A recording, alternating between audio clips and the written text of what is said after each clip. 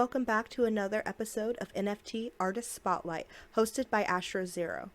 Please like this video and subscribe to our channel. Thanks. Tonight on the AstroZero Twitter Spaces, we have an incredible AI artist developed his own AI engine, which I'm really excited to talk about. He's a big part of the Polygon family, and he's our friend, Dave, aka Van Goatee. So welcome to the show, man. Thanks a lot. Appreciate you coming out here and talking to everybody. Definitely. Thanks for hosting all these spaces and showcasing all these amazing artists and community builders. It's been a pleasure to watch as you've grown.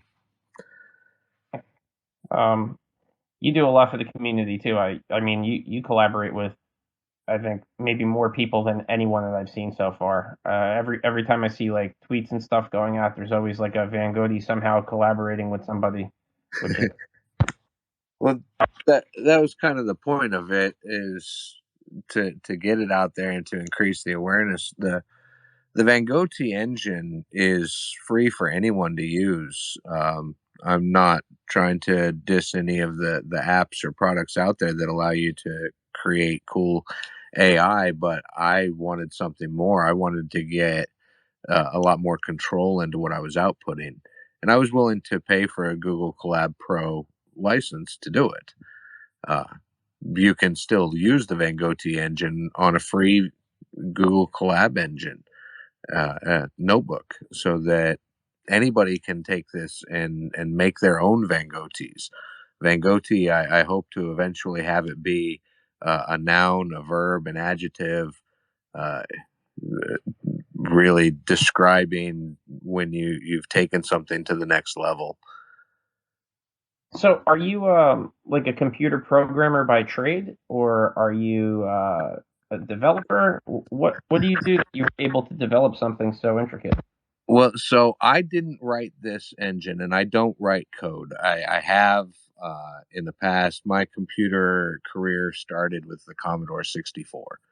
So a lot of people in this space might not even know what that is, but that was one of the very first home computers. My very first game console was Super Pong 4. Everybody else had Atari at the time. I'm pre-Nintendo gaming, so I've had computers be part of my life from the very beginning. My first professional job at the age of 18 was setting up the city of Boise, Idaho's wastewater treatment plant on an inventory system. I'm an advanced instructor in Lotus 123 and WordPerfect 5.0. That's how far back my computer credentials go. Most recently, I moved into the world about a dozen years ago, moved into the world of augmented reality, virtual reality, and eventually mixed reality. And I'd like to clear those up really quickly. And what I mean by those is distinct areas. Of course, VR is pretty obvious. It's basically the Matrix. Wherever everything you look at is all digital, whether that's on a monitor or whether that's on a head-strapped unit. Everywhere you look, everything is digital. That is virtual reality. When you talk about overlaying digital content on top of the real world, that's when you get augmented reality. So whether that's a snap filter, whether that is Pokemon Go, or Google Maps direction showing you a walking path, that's augmented reality. Then you have mixed reality. Mixed reality is when the real world can occlude or block the digital item.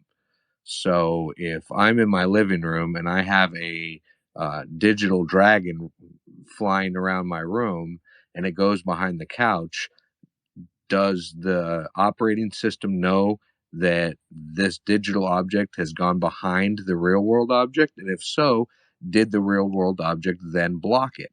If I was to shift around to the couch, would I see now the dragon because the couch is no longer blocking the digital item or occluding it? Then that is mixed reality. And so that's the area I really wanted to move into. And so that's where I've existed for the past 12 years. But I tend to work with the developers and the subject matter experts to bring the product to reality. because they don't usually speak the same languages, and I speak both of them. Gotcha. So, were these collections that you have the three collections that I have the links to were Cube of Plenty and your first and second collections that you have on OpenSea? The primary the three primary collections are the Van Goatee originals from my original wallet that was hacked, but that was the very first wallet that I created a collection under, and those were the Van Goatee originals. And then the second and third collections, which are the Van Goatee pieces and the Van Goatee cubes of plenty, are under my current wallet. Gotcha. So was the original, that was your first NFT collection that you've ever released, or did you do things prior to this as well? I did some one-offs of learning the ropes. That was my very first official collection, was the Van Goatee originals. And the thing that really kind of separated my NFTs from the majority of the AI artwork out there at the time was I didn't release mine as an image. I released mine as a video that showed you the AI walking through all the steps to create that final image. And it was the combination of what that evoked based on how many frames per second I was giving the recipients or the viewers, and the content really created a much different experience for the artwork than most of the AI that was out there at the time. Yeah, yours is, I think, the first collection I've seen that actually has like moving parts like this from start to finish. Yeah, I like to call that first frame the AI puke, and really that's the seed for value that's fed in right at the very beginning in the Van Goatee engine. You can have a randomized seed number that is anywhere from 16 to 20 digits long, and when translated into the values that the image is going to start with, it looks a lot like vomit. It's really, really unique how it's laid out. Now, if somebody was to use your Van Goghty engine and they wanted to do something similar to this, you actually break it down into separate like frames, or I'm still a little confused with how you even get something like this from start to finish, because whenever I see AI work, it's just a single picture, you know? Yeah, and so that's one of the things that I do Sunday nights. I try and do it at 11 o'clock Eastern. I live stream how to use the Van Goatee engine, and I do Mad Libbing with Van Goatee. And I take inputs from my Twitch stream and enter those in and walk you through how it's done, and all the way from, okay, we just turned it on. These are the buttons you're going to click to get up and going. This is what's going on. This is what's happening. And then at the end, I then take those downloads that I download and walk through how to mint those as an NFT on Polygon on OpenSea, so that people get that full experience of the ecosystem. I even show them the collection and the settings in the collection that allow me to rapid fire list something and not make as many mistakes, because it defaults it to Polygon, it defaults it to the collection I want it to be part of, and how I use copy and paste from an existing one to make sure that I keep the proper formats that I want. I walk through every bit of that because really my goal is to get this tool into the hands of anybody that is interested in being able to create their own art, because I'm not much of an artist when drawing by hand. I people is never going to happen. Uh, I've done some pretty cool dragon stuff and things like castles and things like that in the past, but there's no way I would create these vivid collections like what the AI is able to make. And my collections are at the same time experiments. Um, and they're me trying to push the next level of what I can do with this, because I have an end game in mind, and generative AI is part of that end game.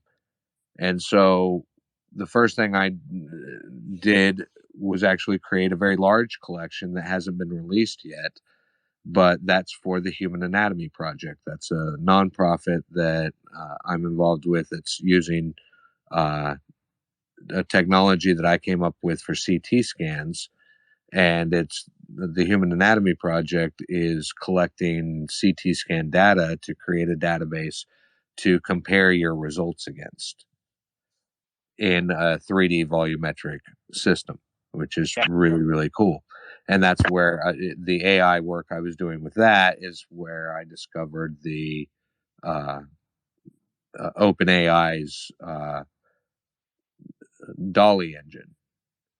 I remember you talking about the CT scans and everything like that in another space, and I was kind of blown away. And it was too Yeah, much for so my brain. I've created a huge collection for that nonprofit that once their structure is set up to properly handle crypto and NFT assets, which they want to be very careful with being a nonprofit, those will be released to their donors. But I needed to learn the process of the NFT space, the crypto exchange space, for what are they going to have to go through for donors to be able to get these. And so that's when I created the Van Goatee original collection and created 100 broken up into 5 collections of 20 themes, or 5 themes, 20 per theme, and released those at 0.05 Ethereum on Polygon. So when you're using the engine, so let's say, for example, I have the piece up here, A Mysterious World.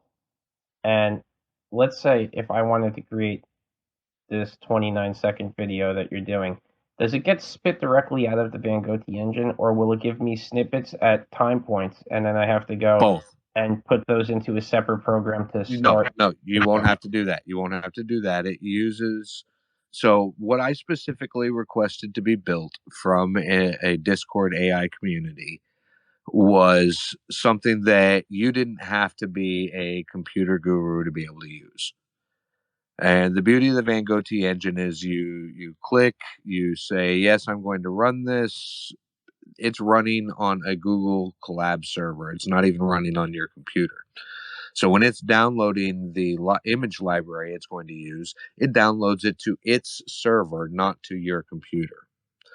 At the end, though, the final step of everything that it does, there's an option to download the video. It will then take all the frames from the previous steps and compile them together based on the settings that you told it, of how many seconds, what's your minimum frames per second, what's your maximum frames per second. That's the only part you have to decide. That's so interesting. And it will then download it, and it will name it whatever the last input prompt you gave it was. That's really it's incredible, like the amount of detail and everything that pops out at the end. A lot of it is, so I like to describe it as making soup. And you're putting flavors into this soup. That's what your inputs are. Now, I go into how to do different inputs, how to weight multiple inputs, how to use images for inputs, and things like that in my Twitch stream. But it's really more about the composition of what you want to put into the inputs, and then how, because of what I've added in as a second step of being able to retarget it, it allows you to actually do full storytelling and create a video from that. So what's like the learning curve for somebody to try to pick up this engine? Like If you have the link and you watch one Twitch stream from me, you will be making your own. Grandma Loves Crypto, a quick shout out to her. I hooked her up with it. She was able to walk all the way through. That's awesome. Yeah, it's specifically designed to where all you have to do is click play a bunch of times, fill out basically one paragraph section of input data, where you're saying what your inputs are and what size you want it to be, how many steps you want it to use, how often you want it to show you a progress frame. Wow. Because like you were saying, I'm really not physically like gifted as far as like art goes, where I could just take a pencil and draw something nice. But AI I art mean, is something that's always so I have it pulled up here. If you have it pulled up there, we can literally walk through as you get everything done, and by the end of this interview, you'll have made art. So if you followed that link I gave you, the first thing it says is generate images from text phrases with VQGAN and clip. Z plus quantize method with augmentations. That is the original collab notebook that this was built on. It's had some tweaks done to it, but the first thing you do is click the play symbol next to licensed under the MIT license. And all of these have this little show code area where you can actually see exactly every bit of the code if you want of what's going on. You'll get a green check mark next to it after it's run to let you know it's done. Set up installing libraries. You click play on that.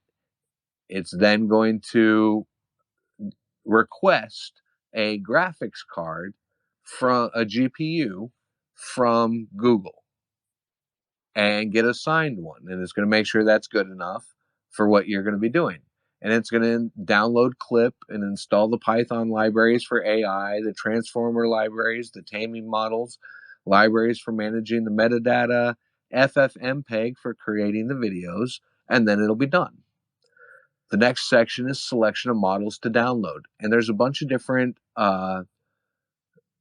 models, and models are a collection of images that have been tagged with text pairs. So this is a dragon. Not only is it a dragon, it's a green dragon. It's a green scaly dragon. So, all those words could be tagged, and then it could be pulled when it's wanting to reference because you used the word dragon. So there's ones that you can use for commercial purposes. There's ones you can use for non-commercial purposes. Those are clearly labeled and listed there. As I said, these are downloaded to a temporary computer that Google is loaning you called a collab notebook. Collab short for collaboration. So there's no sense in downloading all of these models because you're not going to use them. And the next time you log in, you're going to need to download again. So by default, it should have S-Flickr as the one that's checked. That's the one that you're going to want to download. So when you click the play button next to selection of models to download, it's going to give you a progress and a total time spent, time left on how long it's going to take. It usually takes about 6 minutes, just under, to download all the image library data that it needs to create that model, to create the artwork. Now, there are other models out there. You can make your own models. You can train your own models. But S-Flickr is one that's available for commercial use purposes. Faces HQ is also available for commercial use purposes, but that's not the work I tend to do. I use S-Flickr. What's been kind of the inspiration behind these? Are you like into like a lot of it reminds me of video games that I used to play, like older Dungeons and Dragons type games with like elven villages. Like that's really what I see with it. I used to play With games. a lot of the work that I've done there, yeah, I used fairy and magic and mysterious, and those were the influences for those. The other one, the Novus Earth one, that is Zed Run, which is a NFT horse racing and breeding game that I play. That it's basically a futuristic Earth, and so that's the feel and theme, because that was the community I was involved in. I tried to create some art that might appeal to them, and it was very successful. So what's the difference when, because I hear a lot of AI artists talk about 3D art. What's kind of like the difference between the two? And can your Van Gogh engine pop out 3D art as well as AI art? So there's a broad description in the 3D art. Now, some of them are building the 3D, and it's a actual object. That is not at all what mine does. There are also ones that will use a technique called diffusion that will kind of like allow you to move into the painting, and the painting will grow and build as you move through it.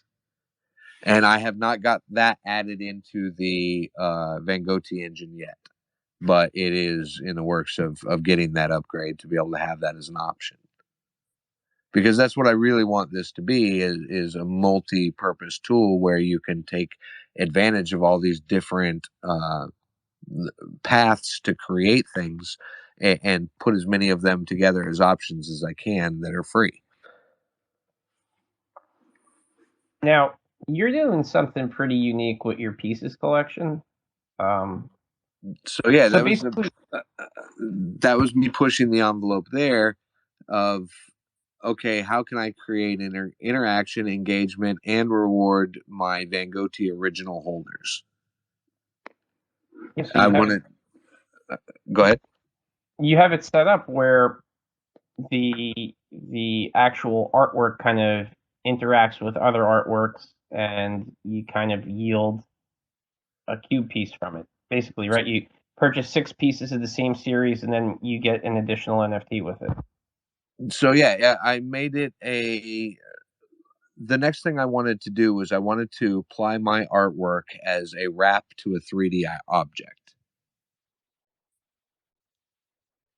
And so, because I have some long-term plans for the combination of 3D models and the AI.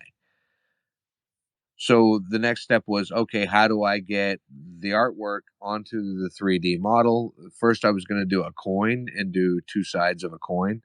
But the number of frames that I was using, the iteration count, was usually around 120, 125 for most of the collections I was wanting to do. And I tend to get a progress image every 20 frames. So I was getting 6 sides of the cube basically thrown at me that were the progress images of the video. So I reached out to one of my 3D modeling buddies and said, look, I need a cube set up to where I can just go in and swap out the texture file on each side of the cube with a single image. Now, I wanted it to be a video, but OpenSea didn't support that. While I could do it in Blender, I couldn't upload that model to OpenSea and sell it that way. So that's when I went ahead and split each single image into 6 progress frames and minted the progress frames. And then if you collected all 6 of the same cube and sent them back to me, I would then turn them into the 3D cube, which you could play with like a fidget spinner, but also has utility for the game that I'm wanting to build, that all this stuff is building onto. Can you talk a little bit about the game, or is it going to be kind of like under wraps for a little bit? No, I have always been willing to talk about it, and if you know, you know. The way I've set it up, nobody is buying or minting anything for my game. There are art holders that are going to be rewarded when I get to the level of tech needed to release the game I want to release. So start by saying that. But the game is called The Dragon's Den right now. You are the Immortal Dragon Den owner if you own that NFT. A Dragon's Den is basically your membership NFT that gives you a complete world, a metaverse world. That metaverse world, you will receive micro transaction fees for everything that goes on in that world. It'll be a play-to-earn economy where you'll have real-world citizens that come to play in your world. As they play in your world, they will need food. How do they get food? They can apply their daily energy to tasks. In the beginning, they won't be good for very much, but manual labor. But as they build up in excess of food, they'll be able to learn better skills. I grew up playing heavy duty RPGs. I World of Warcraft junkie, Elder Scrolls Online, Skyrim, the all the way back to the Final Fantasies, the Dragon Warriors, things like that, the Breath of Fire, so Civilization. For me, those are the types of games that I've always loved. And so I decided the game, if I can build a game, is going to be a empire building game. There will be 2 levels of playing this game. There's the Dragon Emperor. He's the one that owns the planet and gets to lease out land on it, gets to put up job contracts, gets to have, like I said, the minor transaction fee off of everything that goes on there. But there's a second game, which is everybody else getting to play. And since the tech I want to be able to build those worlds is not available yet, I decided, well, what is available to me right now? What can I build now? Well, right now I can build a mixed reality dragon racing game and breeding game and fighting game. And since dragons are part of the game that will be in the NFT Web3 based world, that's what I'm working on right now. Is I don't know if you're old enough to know Tamagotchi, but they were virtual pets that existed on a keychain. I remembered them. Yeah. I'm 38. I know about most of the stuff that you're talking about. So you understand the vision of what I'm talking about then? I do, yeah. And I see a lot. I don't want to put down the quality of any of the games that I'm playing right now or that I've seen releasing stuff in the future. So I won't name the Red Village by name. But when I think of metaverse world games and Web3 based gaming, I don't think of Atari and Minecraft. And that's what I'm seeing. Yeah. And while I can appreciate they're working with what's available, what's going to be available in 2 years, to me, makes it not worth messing with that level if that's where you're starting. If you're starting in the sandbox or you're starting in Decentraland, that's not the end game to me. So why am I going to build for it? I mean, it makes sense, especially when like these larger studios are going to be coming in and they're going to be doing game development on the blockchain. Right. It's really going to make everything else look like it's ancient history, and it's even if 90% of the gaming doesn't exist on chain, even if it's just a Web3 login to link your accounts between multiple gaming systems and platforms. That's the first step of what's going to be coming is your Web3 login for your Sony and your Microsoft, and being able to spend your Assassin's Creed points across both of them.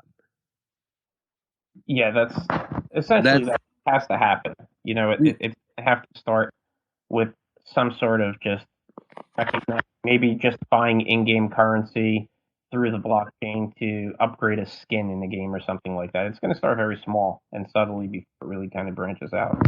Yeah, it's going to just start with your login. It's just going to be linking your Web3 wallet to your login. And the next thing it'll be is your subscription service.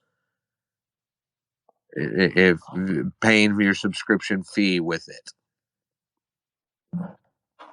I have a question for you about like AI and how these engines and stuff are built. Maybe you could help me with it.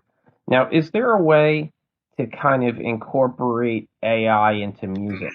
Is there a way where you could kind of like put in a word and then it might spit out some sort of rendering from what that word is, then translated into like a musical note? Oh, completely. They already have. I don't know the names off the top of my head, unfortunately, but yeah, there's guys in the AI art group that I'm part of right now that are doing that. You can put in a video and it'll make audio for it. You can put in image or word text inputs and it'll make audio off of that. That's so strange and so exciting too. I mean, I don't know if, like as a musician, I don't know if I consider that cheating. It might be a little bit of cheating, but it's definitely freaking interesting, I guess. Okay, so if you went from oil-based paints to digital art, are you cheating? Mm, Some maybe. would say yes. It's all just a matter of perspective. If you look at it as you have a new tool available and you still continue to try and push your envelope as an artist with the new tools you have available to you, then I don't find it to be cheating. You know, when Pixar and Star Wars get together and they're using AI to generate the next TIE fighter, and they take an original image of an original TIE fighter, and they're like, yeah, I want the new one to be a lot sleeker, a lot more visible cannons, uh, more visibility of the driver, and give me a lot of chromatic finish to the metals. And they get a dozen models popped out to them in 3 seconds. And they're able to then take those and use those because they're 3D volumetric, they're totally structurally sound, have all the elements required based on the original configuration, you know, and they're able to then use that and say, all right, now give me 20 variations on this so that I have a fleet armada. And now give me uh, a blue tone on all of these ones, duplicate them, mirror them on the other side, give me a red tone on all of those, and now animate that into a fight. Is that just awesome or is that cheating? I don't know because I couldn't even follow you. So I, maybe. I'm saying you can basically start from a single TIE fighter and build out using AI, you'd be able to build out the entire battle sequence of 2 armadas. Hmm. Yeah, Just using voice input. yeah. I just think it's. I don't know. I don't really know how I feel about it. I definitely would like to see it with music, but I don't know how I feel about it yet. It's somebody that's trained playing piano for 30 years. It's hard for me to kind of wrap my head around somebody who hasn't created a bit of music in their life and they just put words into a field and then they make something that sounds awesome. I don't know, kind of like it's hard for me to really grasp in my head how it's gonna work. I'm looking forward to seeing it though. I'm not against it. I just don't know how I feel about it yet. Yeah, when you're saying, hey, Google, play me uh, some jazz, and it then riffs for the next 5 hours till you turn it off. That's going to be a little crazy. YouTube Music, you'll need one of the premium accounts. It looks like you're eligible for Google, shut up. Do you want to get an email with more info? Man, good old Google. So let me try to get back on course a little bit. I saw that you're doing a couple collaborations, and Jay is in the room here. I saw something about the chickens project coming up. If you want more details, you guys can are check doing YouTube's something website. with Easter Now, eggs or here's the something? stick. You're going crazy. Sorry about that. No, it's okay. Did you hear what I said? I heard you mention collaborations, chickens, and Jay, and Yeah. so yeah, I've volunteered to do collaborations with pretty much anybody that would like to use a Van Goatee artwork for a background or anything like that.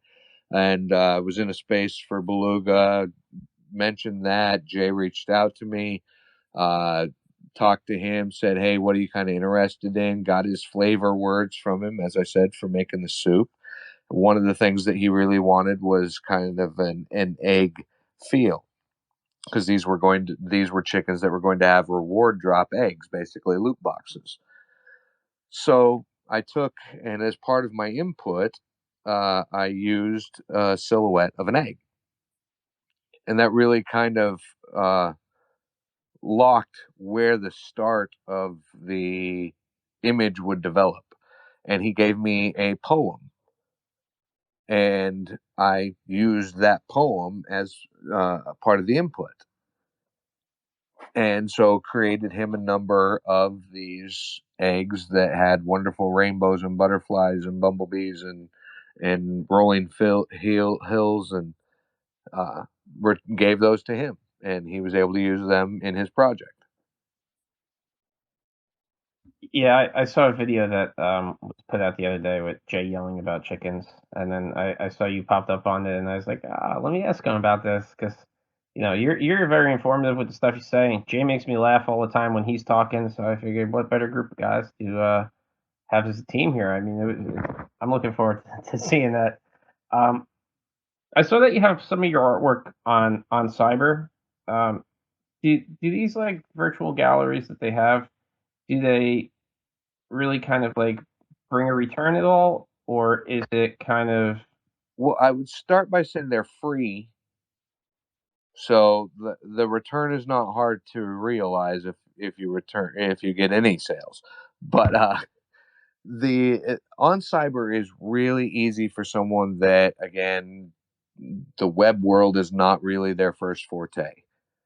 It's a lot easier to set up and to link to your OpenSea artwork. And so then if you share the link to the On Cyber and people go and they engage with your art, they can actually go straight from that gallery to OpenSea and buy that piece of art. I use it to showcase artwork that isn't really for sale. So I don't know personally what the conversion rate would be.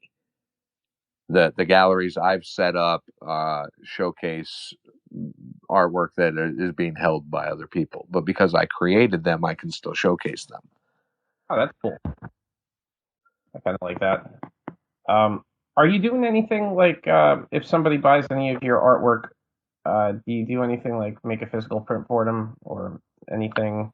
I'm willing to, and I've actually got a few pieces that I'm considering doing that, and having our local college here. I'm an advisor to the College of Science, and I'm trying to get with their art department to do a class for their students, as well as a showing of some of my pieces. So that will probably be the first time that they will be.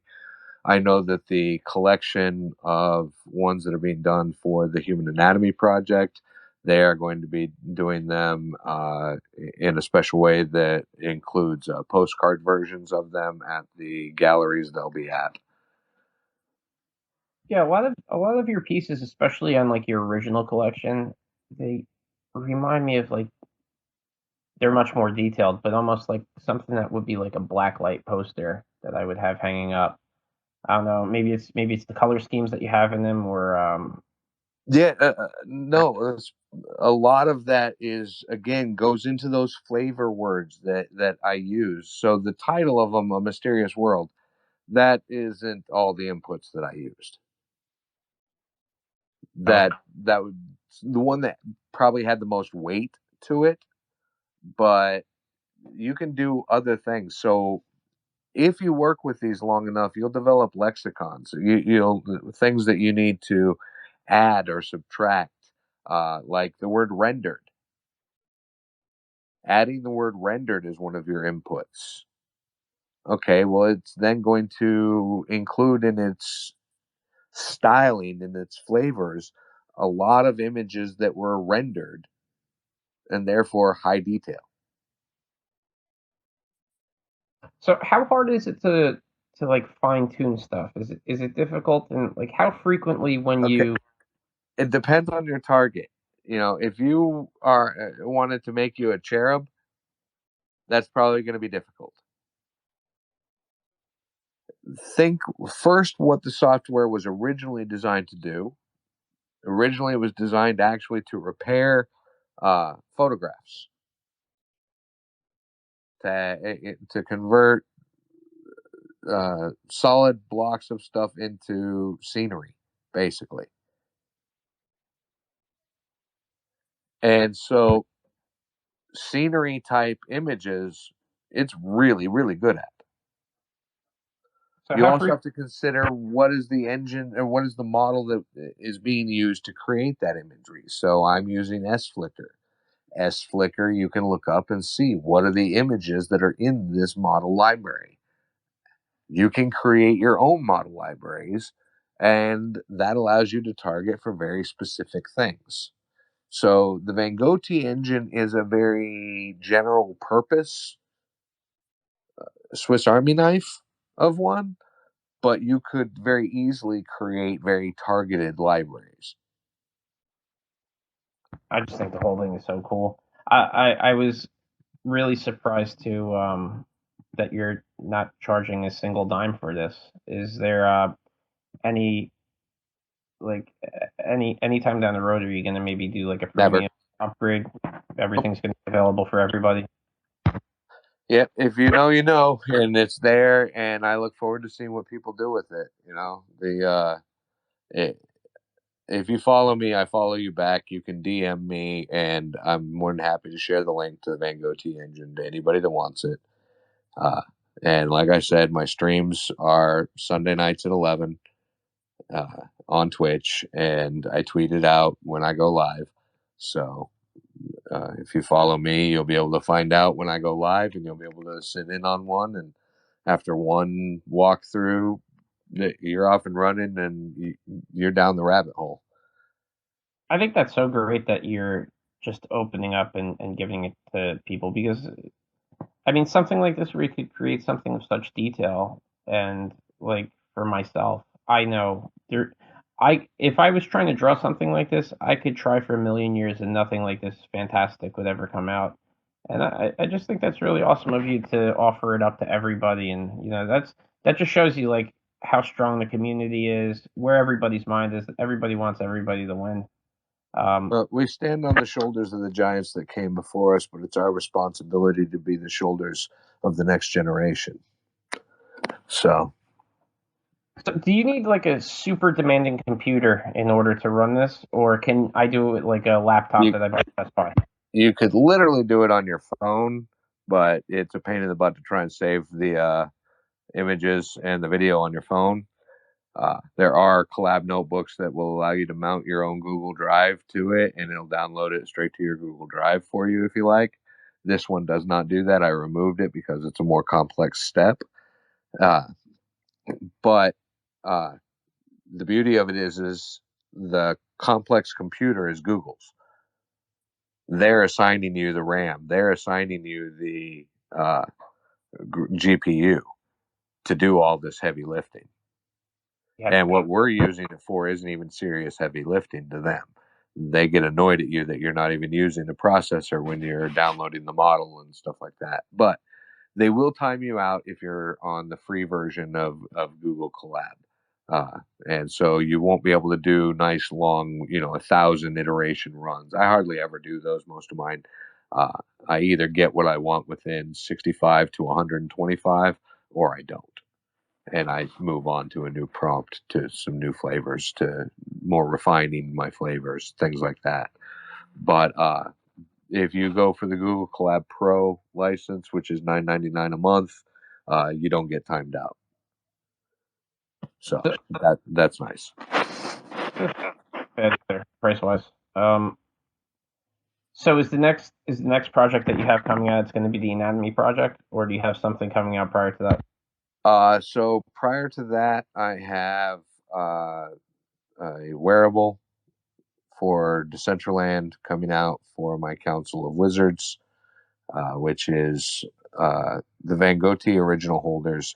All just by being Goatee original holders get a Dragon's Den by default. And so of those Goatee original holders, I have some that are social media experts. I have some that are streamers. I have some that are dungeon masters. And so I am collecting them and turning them into my council of wizards to help design the full gameplay. So before I was going to ask you, like, how frequently, let's say out of 10 tries of doing pumping stuff into your engine, do you actually get something that you feel is sellable that you want to actually put out for sale on OpenSea? Is it relatively frequently? Does it So, happen more often once you get a hang of the engine better as well? so currently, the run I'm doing for AI is a Dragon Egg series, and I'm planning on creating 100 of these Dragon Eggs. So I will probably create anywhere from 500 to 1,000 to narrow those down from. All right, so somewhere around 5 to 10%, I guess you would say. Yeah, that I'm happy with, that I'm willing to put out. I made 100 of each of those collections that were the Van Goatee originals and selected the 20 I liked the most from each.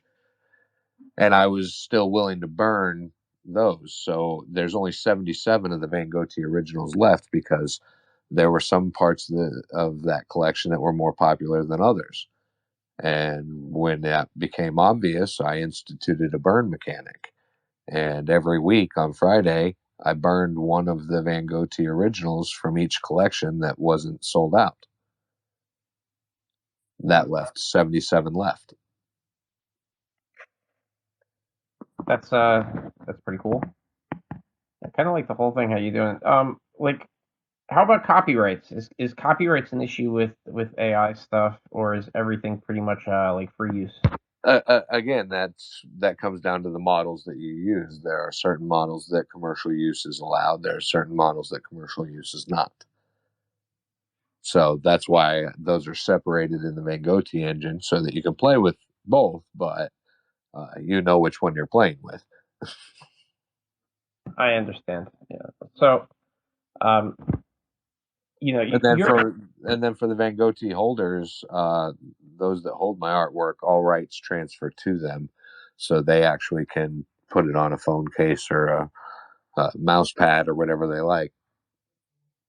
So, what do you think we could do in order to get the education as far as crypto and NFTs out a little bit easier, where people don't necessarily think this is a scam or this is just The Coinbase wallet's going to be the first major step towards that.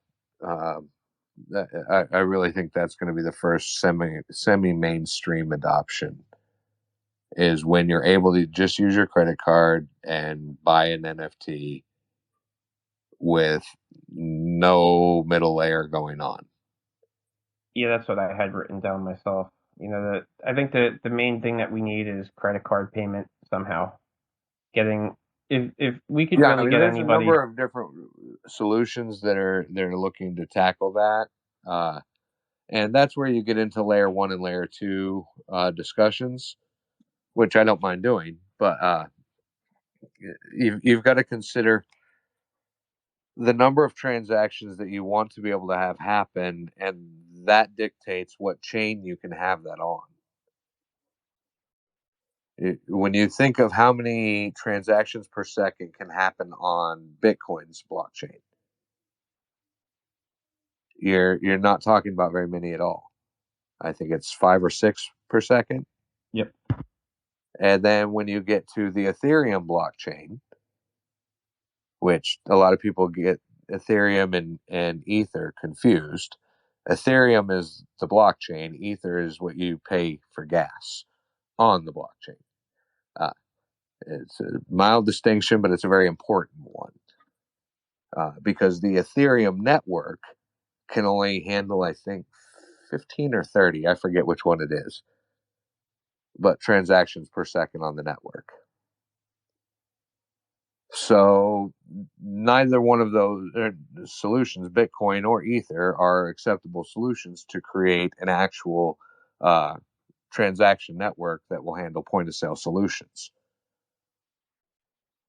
So then you look, okay, well, that's what the layer 2 conversation is. Layer 2 lumps in a lot of different types of things that are trying to solve any one of 3, or depending upon what they're saying, all 3 of the problems that you have built inherent into Bitcoin, which was a network to be able to transact money. So literally just plus or minus information.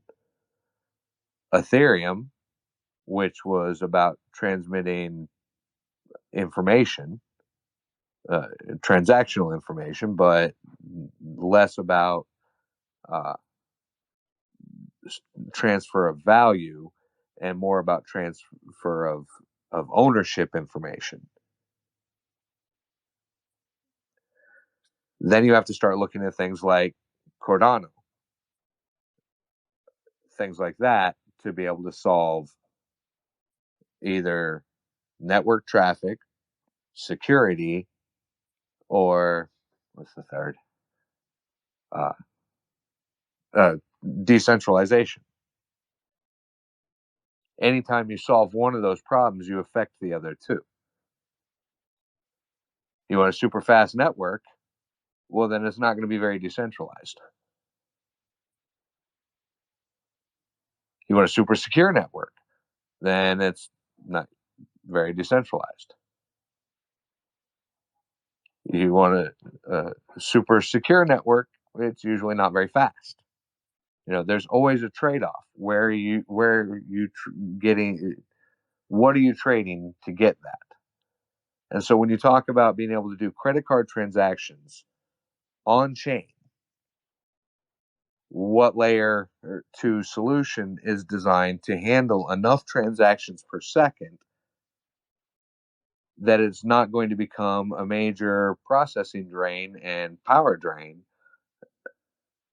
for a huge network? That's a lot to think about. Yeah, I mean that's what the whole reason why Ethereum has not gotten to layer 2 yet is it's a big problem to solve.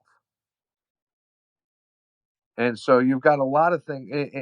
Combine that with, as artists that are creating on the networks here in the States, you also have to consider which of these transactions are considered taxable transactions for you as an artist.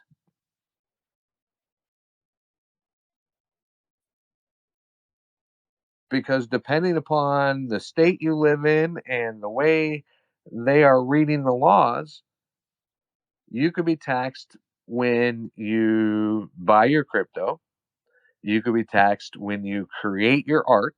You could be taxed when you sell your art. And you can be taxed when you turn that back into cash.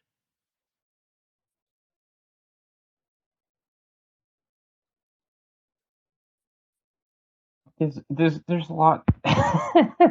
So you create 1,000 pieces, you create one art, and you create 1,000 copies of it.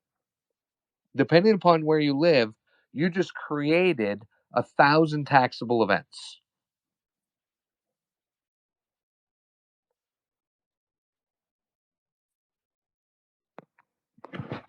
Most people aren't even thinking of that stuff right now. But that's going to matter. And the way they will ultimately usually decide that stuff is going to be based on the chain. What chain is this occurring on? So if it's occurring on Ethereum, that's more likely to be considered a taxable event, just creating the art. If you're on a side chain, such as Polygon, you're more likely to be able to avoid the taxation event of creating the art.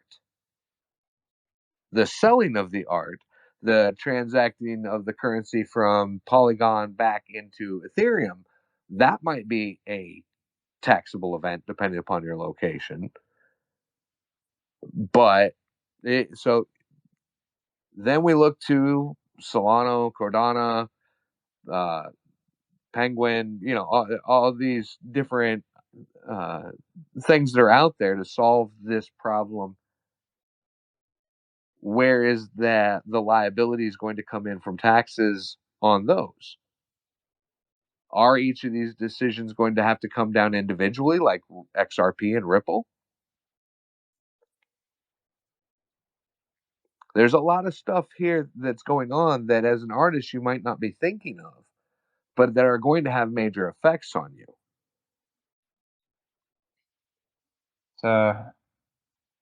I mean, we could really do a space just on that, just thinking about all of possible things that are, hardships we might have to face down the road. Pretty incredible. The decision of, okay, do I transfer this piece of art from one chain to another chain? And if I do I destroy the original chain event? Or am I duplicating it and these exist as separate but equal? Or are, do they have different status because one's on Ethereum and one's on Polygon, although they're the same image? What are the ownership rights of the art, the people that own, the collectors that own the art? There's a lot of different stuff that you could mess yourself up on along the way, just jumping into it the way I did. Well, we're getting towards the top of the hour. Why don't you tell everybody what you have coming up, and what type of expectations we should have from the artwork that you have being released? And also, anybody in the room here, if you want access to the Van Goatee engine, the link is right in Dave's profile here. If you haven't followed him, please do follow him. Doing some crazy stuff and helping a lot of community members out here, so let's show him as much support as possible. So I think I'll use my last 5 minutes to show the We Wizard Willie project that I'm doing, which is my pinned tweet on my profile, and I have to get a lot of art sent out to people that have dropped their address on it. But I take and I have 5 Dr. Seuss style stories that I wrote about a character called the Wee Wizard Willie. And I am not an artist, and I do not feel like having AI draw my Wee Wizard Willie. So I put it out there for the community, for any artist that wanted to. If they would make a cover art piece for the Wee Wizard Willie story, that I would take and make an NFT with 100 copies, that I would include their information, all their social that they chose to give me, in that NFT, as well as the whole story. And I would mint the 100 copies, give them 50, and I would give away 50 for free.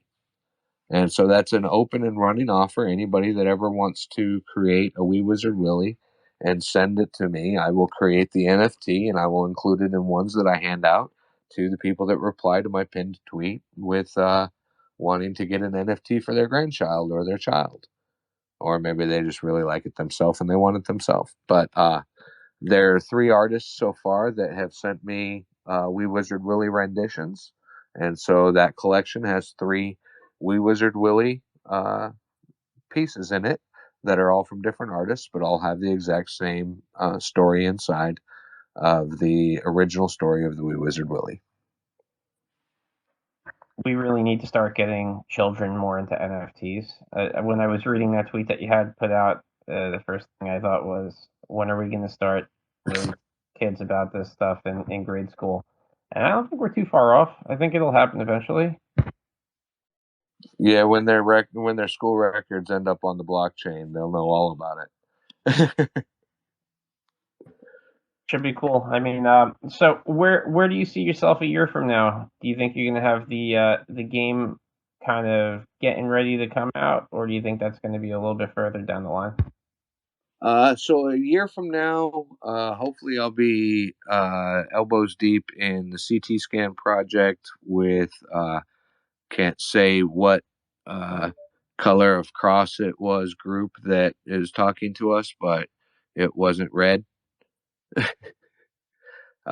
for the CT scan technology, and will be guiding the team on the way to releasing the mixed reality Dragon game. I do have a dev house that has Web3 experience and game dev experience, and so that's it already lined up. Right now, we're working on the fine-tuned details of what daily missions will be like, and what interactions you'll have with your dragon, and if we can get interactions with your dragon and another dragon, or if we have to wait to a version 2 to do that. Then how long is that wait? Is it worth doing the one before the 2, or just go straight to the 2? So I think that within the next year, I'll know the answer to a lot of those questions as far as the technology platforms go. Are you going to be writing a storyline, or you have somebody else working on that with you? So it's a partnership. Right now, it's me and some dungeon masters. So we're working heavily from lore, both existing in history as well as fantasy lore. Well, that's awesome, man. I was a dungeon master as well, and my specialty was repeatable one shots. So that really is where I come from. The choose your own adventure, decisions have consequences, but do whatever you want. Well, Dave, you have a ton of stuff going on. I want to thank you for taking an hour out of your day and coming and talking to the community. Some of the stuff confused me, but I feel like I've learned some stuff as well. I'm gonna start toying around with this Van Goatee engine. When did you say you do classes? Sunday nights, 11 p.m. Eastern time on my Twitch stream, and I tweet it out before I go live. Okay, awesome. All right, so I'm looking forward to it. Thank you so much for coming out and talking to the community. I really do appreciate your time, Dave.